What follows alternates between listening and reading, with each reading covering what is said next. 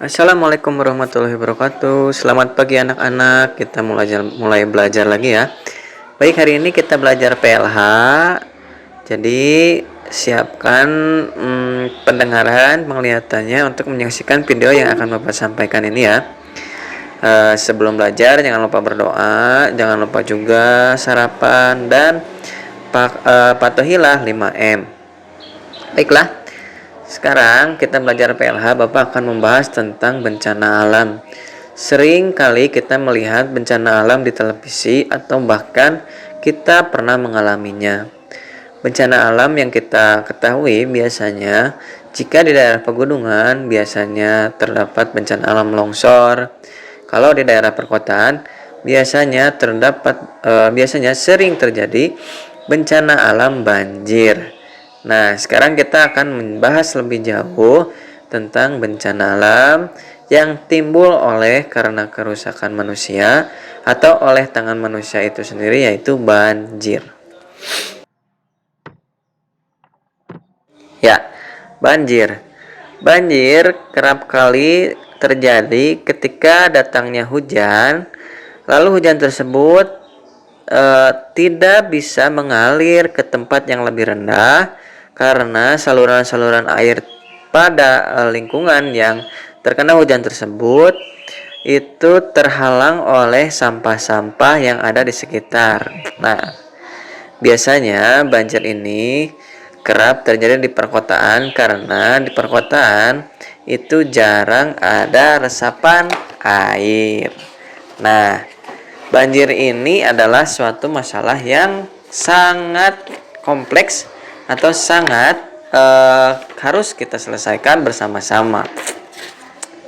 Ya, banjir ini adalah suatu bencana alam yang timbul oleh kelalaian manusia itu sendiri. Jadi, banjir itu adalah suatu bencana alam yang ditimbulkan oleh tangan manusia itu sendiri karena sering membuang sampah sembarangan dan sebagainya, terutama saat musim hujan. Penyebab banjir itu biasanya terjadi karena hujan yang lebat, hujan yang terjadi dalam waktu yang cukup lama sehingga sungai tidak dapat menampung air. Apalagi jika sungai banyak sampah sehingga saluran air yang harusnya air tersebut mengalir ke tempat yang lebih rendah itu terhalang oleh sampah sehingga air yang terus-menerus meluap itu akan menggenang ke semua tempat penduduk atau ke tempat di sekitarnya. Nah, selain sungai juga keadaan tanah yang berpengaruh ya. Air hujan tidak dapat meresap ke tanah. Ini terjadi karena tanah tertutup oleh aspal, semen, dan sebagainya. Tanah kosong juga diubah menjadi jalan raya. Juga banyak perumahan yang berdiri di tempat-tempat yang harusnya menjadi tempat resapan air. Ada juga tempat parkir, gedung, pabrik, dan sebagainya. Akibatnya air tidak dapat diserap ke dalam tanah. Air ini kemudian menimbulkan banjir, ya. Nah, ini terjadi juga karena di hutan atau pepohonan di sekitar daerah resapan itu ditebang sehingga pepohonan tersebut tidak dapat menyerap resapan air. Nah, sebenarnya banjir bisa dicegah ya. Nah, bagaimana sih banjir bisa dicegah atau bagaimana cara menanggulangi banjir?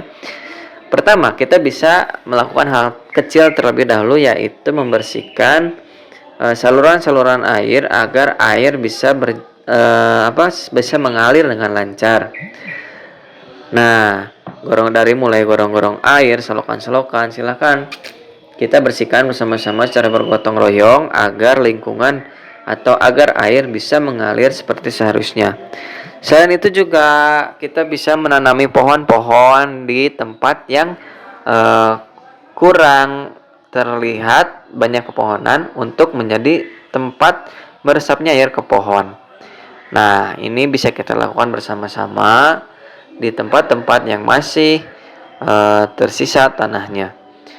Selain itu juga silakan kita sebagai kedepannya ya, siapa tahu di antara kalian ada yang menjadi pejabat, tentunya di daerah di pejabat pembangunan. Silahkan untuk mengontrol pembangunan sehingga gedung-gedung, sehingga tempat-tempat yang mengurangi resapan air itu dikontrol sehingga semua bisa terkendali, meskipun hujan atau meskipun akan membangun itu harus seimbang sehingga air bisa meresap meskipun sedang melakukan atau adanya gedung-gedung tinggi tersebut.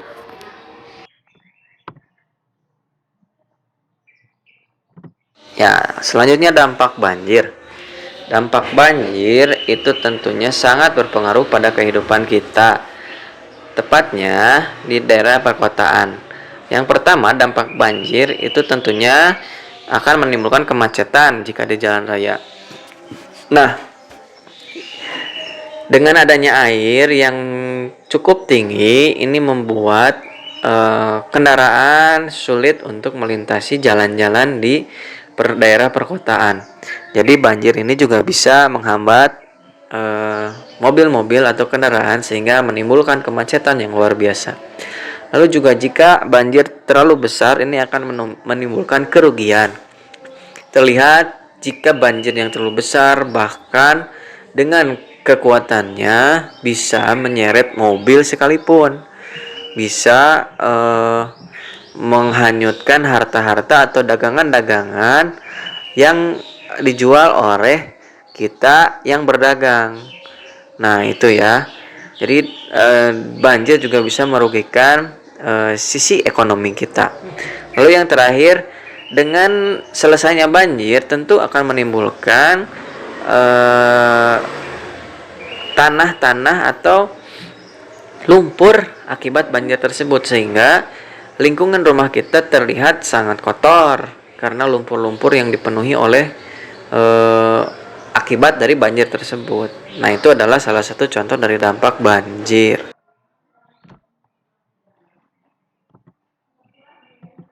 Nah, selanjutnya kegiatan kemanusiaan ketika saudara kita terkena bencana banjir, itu pertama kita bisa memberikan bantuan sosial seperti bantuan-bantuan pangan. Bantuan pangan itu adalah bantuan makanan, bisa berupa beras atau lauk pauk dan sebagainya, atau bisa juga memberikan bantuan berupa pakaian, selimut, bantal untuk tidur di posko pengungsian biasanya.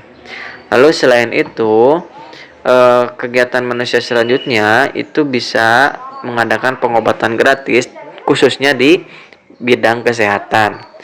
Ini pengobatan gratis dilaksanakan di posko pengungsian biasanya. Selanjutnya kegiatan kemanusiaan juga itu dengan cara bergotong royong membersihkan tempat yang sudah terkena banjir. Nah, itu adalah kegiatan kemanusiaan yang kita lakukan pasca terjadinya banjir atau bantuan kita di posko-posko pengungsian. Nah, banjir itu memang tidak bisa kita kendalikan kecuali kita hidup disiplin, bisa membersihkan tempat-tempat bersama ya dengan cara bergotong royong. Nah, banjir juga bisa kita antisipasi atau kita bisa mensimulasikan diri kita untuk menghadapi banjir. Contohnya, di pagar-pagar rumah itu silakan dirikan tanggul atau penghalang banjir untuk meminimalisir masuknya air ke dalam rumah. Setelah pagar diberi tanggul, juga silakan pintu rumah kalian beri tanggul juga agar lebih terkendali banjirnya, agar bisa mengurangi masuknya air ke dalam rumah. Jadi itu adalah salah satu contoh penanggulangan air masuk ke dalam rumah atau penanggulangan banjir agar bisa terkendali.